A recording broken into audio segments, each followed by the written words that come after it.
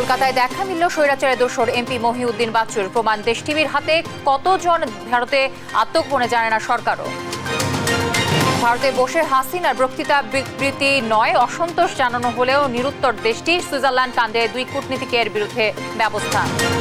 জুলাই অভ্যুত্থানে আহতদের আজীবন সরকারি হাসপাতালে বিনামূল্যে চিকিৎসা। 5 দিনে ব্যবস্থা না নিলে আবারও রাজপথে নামার হুঁশিয়ারি।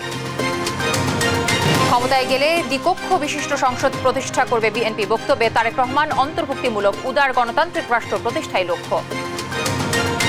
এবং কুইক রেন্টালের দায় মুক্তি ও মন্ত্রীর সর্বময় ক্ষমতা অবৈধ। হাইকোর্টের রায়, লুটপাটই ছিল উদ্দেশ্য, চুক্তি বাতিল করতে পারবে সরকার। দর্শক, সংবাদ রাতে শুনছিলেন একেএসটিএম টিভির সংবাদ শিরোনামগুলো। সঙ্গে থাকছে আমি তানসিয়া চৌধুরী।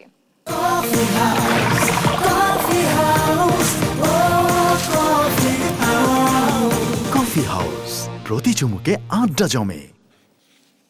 এবার জানাবো বিস্তারিত। এবার কলকাতার বাজারে খুঁজে পাওয়া গেল চট্টগ্রাম 10 আসনের সাবেক সংসদ সদস্য পলাতক মহিউদ্দিন বাচ্চুকে।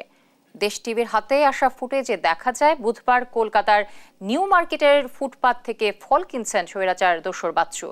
পররাষ্ট্র দপ্তরের কর্মকর্তা বলছেন যে পলাতক ব্যক্তিদের দেশে ফিরিয়ে বিচারের আওতায় আনতে কাজ করছে সরকার। বাকিটা জানবো আমাদের সহকর্মী সাইফুল রিপনের রিপোর্ট থেকে। জুলাই আগস্ট জুড়ে ছাত্র জনতার উপর গণহত্যা চালিয়ে স্বৈরাচার শেখ হাসিনা পালালে তার সরকারের এমপি মন্ত্রীর অনেকেই পালান দেশ ছেড়ে, যাদের মধ্যে একজন চট্টগ্রাম 10 আসনের সাবেক সংসদ সদস্য মহিউদ্দিন বাচ্চু। তবে 5 আগস্টের পর থেকে তার হদিস মিলছিল না। অবশেষে তার খোঁজ মিলেছে, প্রমাণ এসেছে দেশ টিভির হাতে। কলকাতার ফুটপাতে ফল কিনতে দেখা যাচ্ছে এক ব্যক্তিকে। ভালোভাবে দেখার পর বোঝা গেল তিনি পতিত স্বৈরাচারের সংসদ সদস্য পলাতক মহিউদ্দিন বাচ্চু। কলকাতার শহরে ঘোরাঘুরি করতে থাকা মহিউদ্দিন বাচ্চু একটি ফলের দোকানে দামাদামি করছেন। ছাত্র জনতা হত্যার দায়ে চট্টগ্রামে মহিউদ্দিন বাচ্চুর বিরুদ্ধে হত্যা মামলাও হয়েছে, কিন্তু আগেভাগেই সীমান্ত দিয়ে পালিয়ে আত্মগোপনে চলে যান বাচ্চু। এর আগে কলকাতা সহ ভারতের বিভিন্ন স্থানে দেখা মিলেছে পতিত স্বৈরাচারের প্রশাসনের গুরুত্বপূর্ণ দায়িত্বে থাকা কর্মকর্তা সহ বেশ কয়েকজন এমপি মন্ত্রীকে, যাদের প্রত্যেকেই ছাত্র জনতা হত্যা মামলার আসামি। গণহত্যার অভিযোগে অভিযুক্ত প্রশাসনের বিভিন্ন স্তরে গুরুত্বপূর্ণ দায়িত্বে থাকা কর্মকর্তা সহ পলাতক জনপ্রতিনিধিদের নানা উপায়ে সীমান্ত পেরিয়ে ভারতে আশ্রয় নেওয়া নিয়ে প্রশ্ন উঠেছে রাজনৈতিক মহলেও। আজকে প্রতিবেশী রাষ্ট্রকেও জানতে চাওয়া উচিত যে তারা অবৈধভাবে কিভাবে দেশে গেল, আর যদি বৈধভাবে যেয়ে থাকে তাহলে আমাদের যারা বর্ডারে যারা ইমিগ্রেশনের দায়িত্বে আছে তাদেরকে শোকজ করা উচিত, জানতে চাওয়া উচিত। এফএসিবাদী শক্তি কিভাবে এখনো মুক্ত বাতাসে ঘুরে বেড়ায় এবং কিভাবে বাংলাদেশের রাজনীতি করার চিন্তা করে আমার মাথায় আসে না। পরিবর্তিত পরিস্থিতিতে ঠিক কত সংখ্যক ব্যক্তি দেশ ছেড়ে পালিয়ে ভারতে অবস্থান নিয়েছেন তার সুস্পষ্ট পরিসংখ্যান নেই সরকারের কাছেও। সত্যিকার অর্থে এ ধরনের কোনো স্ট্যাটিস্টিক্স এই মুহূর্তে আমাদের কাছে নেই। আমরা যেটুকু জেনেছি পত্রিকা থেকে জেনেছি, বাট এক্সাক্ট ফিগারটা আমাদের কাছে নেই এই মুহূর্তে। এই বিষয়টি তো একটা রাজনৈতিক সিদ্ধান্ত। এখানে যদি কনসার্ন মিনিস্ট্রি বা অফিস থেকে আমাদেরকে জানানো হয়, আমাদের কিন্তু অফিসিয়ালি ওভাবে জানানো হয়নি, সেরকম যদি আমরা নির্দেশনা পাই তাহলে অবশ্যই আমরা যথাযথ পদক্ষেপ নেব। সাইফুল রিপন, দেশ টিভি, ঢাকা। সাবেক প্রধানমন্ত্রী শেখ হাসিনার বিবৃতি নিয়ে ভারত সরকারকে একাধিকবার অসন্তোষ জানানো হয়েছে, তবে তাদের কাছ থেকে কোনো সদুত্তর মেলেনি। বৃহস্পতিবার সাপ্তাহিক ব্রিফিংয়ে পররাষ্ট্র মন্ত্রণালয়ের মুখপাত্র এসব তথ্য জানান। তিনি যেন ভারতে বসে বক্তৃতা বিবৃতি দিতে না পারে সে বিষয়ে অনুরোধ করা হয়েছে বলেও জানান তৌফিক হাসান। বলেন, সংস্কারের অংশ হিসেবে অবসররত কাউকে আর চুক্তি ভিত্তিক নিয়োগ দেবে না পররাষ্ট্র মন্ত্রণালয়। শাহিদুজ্জামান সাকিবের রিপোর্ট। বৃহস্পতিবার সাপ্তাহিক ব্রিফিংয়ে সাংবাদিকদের মুখোমুখি হন পররাষ্ট্র মন্ত্রণালয়ের মুখপাত্র তৌফিক হাসান। জানান, সাবেক প্রধানমন্ত্রী শেখ হাসিনার বিবৃতি নিয়ে একাধিকবার অসন্তোষ প্রকাশ করা হলেও ভারত সরকার থেকে কোনো সদুত্তর মেলেনি। তবে তিনি যেন ভারতে বসে বক্তৃতা বিবৃতি দিতে না পারে সে বিষয়ে অনুরোধ করা হয়েছে বলেও জানান তৌফিক হাসান। সাবেক প্রধানমন্ত্রী 5 আগস্ট গণ অভ্যুত্থানের সময় ভারতে চলে যাওয়ার পর সেখানকার বিভিন্ন গণমাধ্যমে যে ধারাবাহিকভাবে রাজনৈতিক বিবৃতি বক্তব্য দিচ্ছেন সেটি বাংলাদেশ সরকার ভালোভাবে দেখছে না। এই ব্যাপারে সরকারের তীব্র অসন্তুষ্টি প্রকাশের পাশাপাশি সাবেক প্রধানমন্ত্রীকে এই ধরনের বক্তব্য বিবৃতি প্রদান থেকে বিরত রাখার জন্য কিন্তু ভারত সরকারকে আহ্বান জানানো হয়েছে। আগামী 1 মাসের মধ্যে 6 থেকে 7 জন রাষ্ট্রদূত অবসরে যাচ্ছে জানিয়ে মুখপাত্র বলেন, পররাষ্ট্র মন্ত্রণালয়ে সংস্কারের অংশ হিসেবে অবসরোত্তর কাউকে আর চুক্তিভিত্তিক নিয়োগ দেওয়া হবে না। যারা রিটায়ারমেন্টে যাচ্ছেন তাদের একটা এক্সটেনশনের একটা বিষয় ছিল চাকরির, তো সেটা কিন্তু এই মুহূর্তে আর করা হচ্ছে না। আপনারা জানেন এই ডিসেম্বরে প্রায় 7-8 জন রাষ্ট্রদূতের শেষ হয়ে যাচ্ছে এবং তাদের কিন্তু এক্সটেনশন হচ্ছে না। জানানো হয়, ভারতের ভিসা না পাওয়ায় তৃতীয় দেশের ভিসা প্রার্থীরা দিল্লির পরিবর্তে ভিয়েতনাম এবং পাকিস্তান থেকে ভিসা নিতে পারবে। যেসব বাংলাদেশি শিক্ষার্থীরা যারা আগে দিল্লি থেকে ভিসা নিত সেটা যেতে পারছে না, তাদেরকে কিন্তু ওই যে হ্যানয়, পাকিস্তান, উজবেকিস্তান এরকম 3-4টা জায়গা থেকে কিন্তু ভিসা নেওয়ার ব্যাপারে আমরা উদ্যোগ নিয়েছি এবং সেভাবে কিন্তু তারা ভিসা নিয়ে যেতে পারছেন। এছাড়াও আইন উপদেষ্টাকে হেনস্থার ঘটনায় সুইজারল্যান্ডে বাংলাদেশ দূতাবাসের এক কর্মকর্তাকে স্ট্যান্ড রিলিজ এবং আরেকজনকে অব্যাহতি দেওয়া হয়েছে বলেও জানান পররাষ্ট্র মন্ত্রণালয়ের মুখপাত্র। সবগুলো মিশনে আমরা নির্দেশনা পাঠিয়েছি যে ইন ফিউচারে যেন এই ধরনের প্রোটোকল এবং সিকিউরিটির ক্ষেত্রে সর্বোচ্চ সতর্কতা অবলম্বন করা হয়। শাহিদুজ্জামান সাকিব, দেশ টিভি, ঢাকা। ভারতীয় গণমাধ্যম বাংলাদেশ নিয়ে অহরহ মিথ্যে সংবাদ প্রচার করছে জানিয়ে সতর্ক থাকতে বললেন স্বরাষ্ট্র উপদেষ্টা লেফটেন্যান্ট জেনারেল অবসর মোহাম্মদ জাহাঙ্গীর আলম চৌধুরী। বৃহস্পতিবার বরিশাল পুলিশ লাইন্সে আইনশৃঙ্খলা বাহিনীর কর্মকর্তাদের সঙ্গে মতবিনিময় সভা শেষে সাংবাদিকদের কথা জানান স্বরাষ্ট্র উপদেষ্টা। তিনি বলেন, আইনশৃঙ্খলা বাহিনীকে জনবান্ধব করে গড়ে তুলতে হবে। আইনশৃঙ্খলা বাহিনীর নানা সমস্যা সহ নানা সংকটও রয়েছে, সেগুলোর সমাধান করে আইনশৃঙ্খলা পরিস্থিতি কিভাবে আরো ভালো করা যায় সে বিষয়ে সভায় আলোচনা হয়েছে।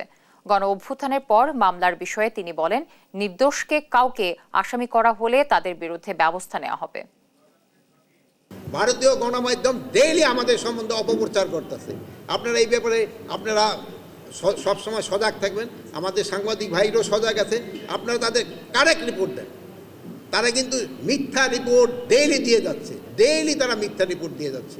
যে তারা এই মিথ্যা রিপোর্ট যেন না দেয়, এই জন্য আমি আপনাদের সহযোগিতা কামনা করছি।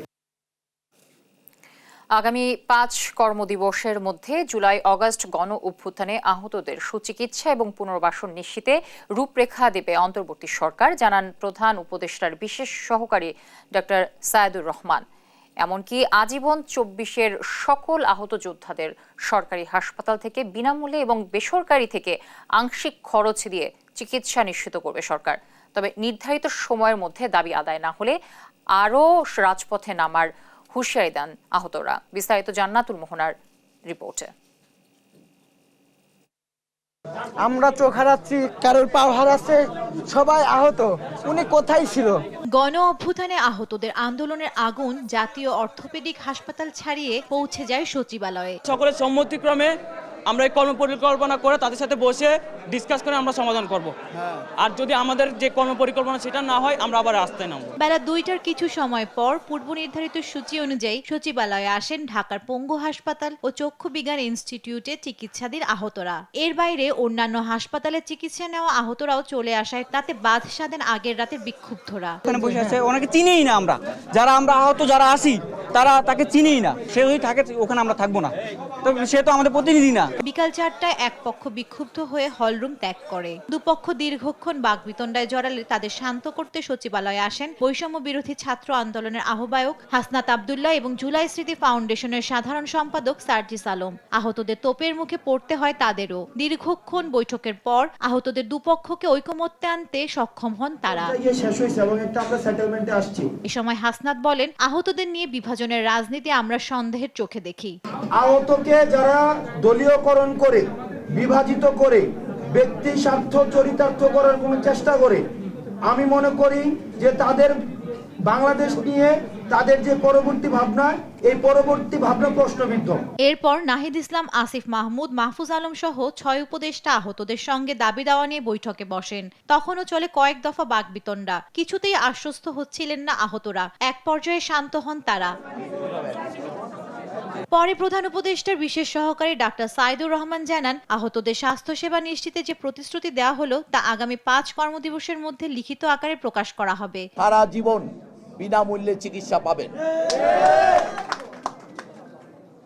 এমনকি যে সকল বেসরকারি চিকিৎসা প্রতিষ্ঠানের সঙ্গে সরকারের চুক্তি হবে সে সকল প্রতিষ্ঠানেও চিকিৎসা পাবেন, চিকিৎসা ব্যয়ের আংশিক সরকারের কর্তৃক পরিশোধ করা হবে। ইতোমধ্যে আপনারা আপনাদের চিকিৎসার জন্য যেই পরিমাণ অর্থ ব্যয় করেছেন সেগুলো যথাযথ ডকুমেন্টেশন জমা দেওয়ার পর সেগুলো রিইম্বার্স করা হবে। পঙ্গুদেরকে যার যার যেই ধরনের পঙ্গুত্ব সেগুলো নিবারণের জন্য যেই ইমিডিয়েট ফিজিওথেরাপি অথবা যদি কোনো যন্ত্র বা কোনো কিছু লাগানো দরকার পড়ে সেগুলো লাগানো হবে। তথ্য ও সম্প্রচার উপদেষ্টা নাহিদ ইসলাম বলেন, ডিসেম্বরের মধ্যে অভ্যুত্থানে আহতদের চিকিৎসা ও পুনর্বাসনের স্বল্প মেয়াদী ব্যবস্থা নেওয়া হবে এবং পরবর্তীতে ধাপে ধাপে দীর্ঘমেয়াদী পদক্ষেপ নেওয়া হবে। আমাদের এখনো আহতরা বেডে পড়ে আছে, এখনো শহীদ পরিবাররা হচ্ছে তাদের আজকে পর্যন্ত শহীদ হচ্ছে। তো এরকম সময় যখন আমাদের পুরো জাতীয় পরিসরে আলাপ আলোচনা থাকা উচিত ছিল এই শহীদ পরিবার এই আহতদের নিয়ে, সেই জায়গায় দেখা যাচ্ছে যে শুধু সরকারের উপর সবাই দায় চাপিয়ে বাকিরা নির্বাচন অমুক তমুক অনেক কিছু বলার চেষ্টা করে। যদিও উপদেষ্টাদের আশ্বাসে পুরোপুরি শান্ত হয়নি বেশিরভাগ আহতরা। 5 কর্মদিবসের মধ্যে সমাধান না আসলে আবারও রাজপথে নামার হুঁশিয়ারি তাদের। দিবসের মধ্যে যদি না আমাদের কাছে না প্রকাশ করে আবার রাস্তা ব্লক করবে ইনশাআল্লাহ। ক্ষোভ ও অনুযোগ জানাতে আসা আহতদের বিভাজন কেটে যাবে বলে আশাবাদী সংশ্লিষ্টরা। আসেন আমি কথা বলি, আমি আছি। জান্নাতুল মোহনা, দেশ টিভি, ঢাকা। ক্ষমতায় গেলে দ্বিকক্ষ বিশিষ্ট সংসদ প্রতিষ্ঠিত করবে বলে জানিয়েছেন বিএনপির ভারপ্রাপ্ত চেয়ারম্যান তারেক রহমান। সেই সঙ্গে 2 বারের বেশি কেউ যেন প্রধানমন্ত্রী না হতে পারেন সে বিষয়ে সংস্কার করা হবে বলে জানান তিনি। বৃহস্পতিবার সন্ধ্যায় গুলশানে একটি হোটেলে বিএনপি ঘোষিত রাষ্ট্র সংস্কারে 31 দফা ও নাগরিক ভাবনা শীর্ষক সেমিনারে প্রধান অতিথির বক্তব্যে এসব কথা জানান তারেক রহমান। বলেন, বিচার বিভাগের স্বাধীনতা ও গণমাধ্যমের মত প্রকাশের স্বাধীনতা হস্তক্ষেপ করবে না বিএনপি। বিস্তারিত হাসান মাহমুদের রিপোর্টে। রাষ্ট্র কাঠামো মেরামতে বিএনপি ঘোষিত 31 দফা রূপরেখা নিয়ে নাগরিক ভাবনা বিষয়ে বৃহস্পতিবার সেমিনারের আয়োজন করে বিএনপি। এতে অংশ নেন নাগরিক প্রতিনিধি ও বেশ কিছু রাজনৈতিক দলের প্রতিনিধিরা। এ সময় বক্তারা বলেন, ফ্যাসিবাদের পতনে দেশের রাজনৈতিক দল ও সাধারণ নাগরিকের অভূতপূর্ব ঐক্যের পেছনে বড় ভূমিকা ছিল 31 দফার। রাষ্ট্র সংস্কারে এ ঘোষণাকে জাতি গঠনের রূপরেখা হিসেবে আখ্যায়িত করেন বক্তারা। আমি মনে করি এই যে 31 দফা এটা একটা ম্যাগনা কার্টা। প্রতিটি দফা বাস্তবায়নে বিস্তারিত আলোচনার দাবিও জানান বক্তারা। তবে এই মুহূর্তে জাতীয় ঐক্য অত্যন্ত জরুরি বলে মত দেন রাজনৈতিক দলের প্রতিনিধিরা। তছনছকৃত রাষ্ট্র ব্যবস্থাকে যদি মেরামত করতে হয় জাতীয় ঐক্য লাগবে। ওই রকম কমিটমেন্ট করেন না যেটা করতে পারবেন না, কারণ তখন মাহমুদুর রহমান বান্না আপনাদের মঞ্চে দাঁড়িয়ে আপনাদের পক্ষে বক্তৃতা করবে না। যে সংসদে পক্ষে বিপক্ষে ভোট দেওয়া যাবে কি যাবে না এই প্রশ্ন আসলে কিন্তু দলের নিজস্ব গণতন্ত্রের চর্চাতে কিন্তু রাষ্ট্র আকারে আমরা পিছিয়ে আছি। অনুষ্ঠানে প্রধান অতিথি হিসেবে ভার্চুয়ালি যুক্ত হয়ে বিএনপির ভারপ্রাপ্ত চেয়ারম্যান তারেক রহমান বলেন, উদার গণতান্ত্রিক রাষ্ট্র প্রতিষ্ঠাই হবে বিএনপির প্রধান কাজ। বাংলাদেশের স্বৈরাচারী ব্যবস্থা যেন আর পুনরাবৃত্তি না ঘটে সেটি নিশ্চিত করতে বিএনপি সংবিধানে এমন ব্যবস্থা রাখতে চায় যাতে কেউ পরপর 2 বারের বেশি প্রধানমন্ত্রী হতে না পারে। সমাজের জ্ঞানী গুণীদের প্রতিনিধিত্ব এবং অংশগ্রহণ নিশ্চিত করতে দ্বিকক্ষ বা বাইক্যামেরাল পার্লামেন্ট সিস্টেম প্রবর্তন করতে চায়। অভ্যুত্থানে অংশ নেওয়া দল ও জনগণকে নিয়ে রাষ্ট্র কাঠামো বদলাতে চান বলেও জানান তিনি। সময়ের সাথে এই 31 দফাই একদিন আমাদের দীর্ঘমেয়াদী লক্ষ্য তথা সুখী ও স্বনির্ভর বাংলাদেশ অর্জনের দ্বার উন্মোচন করবে বলে ব্যক্তিগতভাবে আমি বিশ্বাস করি, যা বিশ্ব মানচিত্রে পরিচিত হবে কৃষিতে স্বয়ংসম্পূর্ণ, শিল্পায়নে সাফল্যমণ্ডিত, অর্থনীতিতে গতিশীল, মানব সম্পদ সমৃদ্ধ এবং সামাজিকভাবে ঐক্যবদ্ধ একটি প্রগতিশীল রাষ্ট্র হিসাবে। এ সময় বিএনপির মহাসচিব মির্জা ফখরুল ইসলাম আলমগীর বলেন, সব দলকে নিয়ে করা হবে আগামীর রাষ্ট্র সংস্কার। সফলতা তখনই পূর্ণতা পাবে যদি আমরা সত্যিকার অর্থেই একটি লিবারেল ডেমোক্রেসিকে আমরা এস্টাবলিশ করতে পারি। হাসান মাহমুদ, দেশ টিভি, ঢাকা। কুইক রেন্টাল বিদ্যুৎ নিয়ে কোনো প্রশ্ন তোলা যাবে না। সেই সঙ্গে মন্ত্রীর এক ক্ষমতা ও সিদ্ধান্তের এখতিয়ার সংক্রান্ত বিশেষ আইন অবৈধ ও অসাংবিধানিক ঘোষণা করেছেন হাইকোর্ট। এর রায়ের ফলে সরকার চাইলে এখন বিদ্যুতের যে কোনো চুক্তি বাতিল করতে পারবে। রিটকারীর আইনজীবী ডক্টর শাহদিন মালিক জানান, লুটপাটকে বৈধতা দিতে এবং ঘনিষ্ঠ ব্যবসায়ীদের সুবিধা দিতেই আইনটি করেছিল আওয়ামী লীগ সরকার। সাবরিনা মজুমদারের রিপোর্ট। 2010 সালে আওয়ামী লীগ সরকার বিদ্যুতের চাহিদা মেটানোর কথা বলে জরুরিভাবে চালু করে কুইক রেন্টাল বিদ্যুৎ কেন্দ্রগুলো। বিদ্যুৎ ও জ্বালানির দ্রুত সরবরাহ বৃদ্ধি, আইনের আড়ালে বিদ্যুৎ কেন্দ্রের নামে বছরের পর বছর হয়েছে দুর্নীতি, লুটপাট। এই আইনের আওতায় কুইক রেন্টাল বিদ্যুৎ সংক্রান্ত কোনো কার্যক্রম নিয়ে প্রশ্ন তোলা যাবে না। সেই সঙ্গে ক্রয় সংক্রান্ত বিষয়ে বিদ্যুৎ ও জ্বালানি মন্ত্রীকে দেয়া হয় একক ক্ষমতা। 5 আগস্টের পর আইনের দুটি ধারাকে চ্যালেঞ্জ করে রিট করা হয় উচ্চ আদালতে। বৃহস্পতিবার দায়মুক্তি ও মন্ত্রীর একক ক্ষমতা অবৈধ, অসাংবিধানিক ও সাংঘর্ষিক ঘোষণা করেন হাইকোর্ট। কুইক রেন্টালের নামে লুটপাটের জন্যই আইনটি করা হয়েছিল জানান রিটকারী আইনজীবী ডক্টর শাহদিন মালিক। বলেন, দুর্নীতির বৈধতা দিতে আইনটি করে আওয়ামী লীগ সরকার, যা জনগণের ক্ষমতার সঙ্গে সাংঘর্ষিক। এই 6(2) ধারায় অনেকগুলি কুইক রেন্টাল প্রজেক্ট হয়েছে। আপনারা জানেন যে কুইক রেন্টাল প্রজেক্টের বিশেষত্ব হলো যে তারা বিদ্যুৎ সরবরাহ করুক বা না করুক, তারা পুরো টাকা পাবে। মানে 100 মেগাওয়াটের বিদ্যুৎ কেন্দ্র সে 20 মেগাওয়াট সাপ্লাই দিচ্ছে, কিন্তু 100 মেগাওয়াটেরই টাকা পাবে। অর্থাৎ এটা আসলে এটা লুটপাটের বিশেষ বিধান আইন হয়ে গেছে। তো ওই জন্যই মানে আদালত এই 6(2)কে অসাংবিধানিক ঘোষণা করেছেন। রেন্টাল ও কুইক রেন্টাল বিদ্যুৎ কেন্দ্রগুলো কিভাবে চলবে সে বিষয়ে পর্যবেক্ষণে আদালত বলেন, কুইক রেন্টাল বিদ্যুৎ কেন্দ্রগুলোর সঙ্গে চুক্তি পুনর্বিবেচনা করতে পারবে সরকার। এই 6(2) অধীনে যে ব্যক্তিগত উদ্যোগে যে চুক্তিগুলি হয়েছে ওইগুলি সরকার পুনর্মূল্যায়ন করতে পারবে। ওইগুলি চুক্তির শর্ত সরকার মানে জাতীয় বিবেচনায় যাদের সাথে চুক্তি হয়েছে তাদের সাথে আবার নেগোশিয়েট করতে পারবে। কুইক রেন্টাল বিদ্যুৎ কেন্দ্রগুলোকে বসিয়ে রেখে ক্যাপাসিটি চার্জের নামে হাজার হাজার কোটি টাকা লোপাট করে সরকারের ঘনিষ্ঠরা। সাবরিনা মজুমদার, দেশ টিভি, ঢাকা।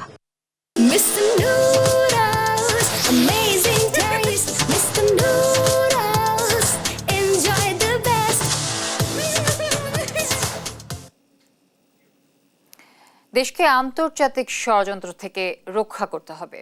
কোনো দেশি বিদেশি ষড়যন্ত্র যাতে বাংলাদেশে আবার জঙ্গিবাদ কায়েম না করতে পারে সেজন্য সতর্ক থাকতে হবে বলে জানিয়েছেন আইন উপদেষ্টা ডক্টর আসিফ নজরুল। বিকেলে বিচার প্রশাসন প্রশিক্ষণ ইনস্টিটিউটে অনুষ্ঠিত এক স্মরণ সভায় এ কথা বলেন তিনি। এ সময় তিনি বলেন, জঙ্গিবাদকে কোনো মোড়কেই প্রশ্রয় দেওয়া যাবে না। বোমা হামলায় নিহত বিচারক জগন্নাথ পাড়ে এ সোহেল আহমেদ এর স্মরণ সভায় তিনি আরো বলেন, 2005-6 এর ঘটনা প্রবাহের সাথে জুলাই গণ অভ্যুত্থানের সম্পর্ক রয়েছে। দেশকে ভালো রাখতে চাইলে মৌলবাদ ও জঙ্গিবাদকে কঠোরভাবে দমন করতে হবে বলেও জানান আইন উপদেষ্টা। এটা আমাদের একটা লার্নিং দেয় যে আমরা কোনোভাবেই কোনো রকম উগ্রবাদ, জঙ্গিবাদকে অ্যালাউ করতে পারি না, কোনোভাবেই না, কোনো অজুহাতেই না, কোনো মোড়কেই না। সেকেন্ড যে জিনিসটা হচ্ছে, আপনাদের স্মরণে আছে কিনা জানি না, এরপর থেকে বাংলাদেশের চারপাশে তো খুব বন্ধুভাবাপন্ন দেশ নাই। তাদের সবসময় চেষ্টা থাকে বাংলাদেশকে হেয় করা, একটা ঘটনাকে অনেক ফুলিয়ে ফাঁপিয়ে দেখা।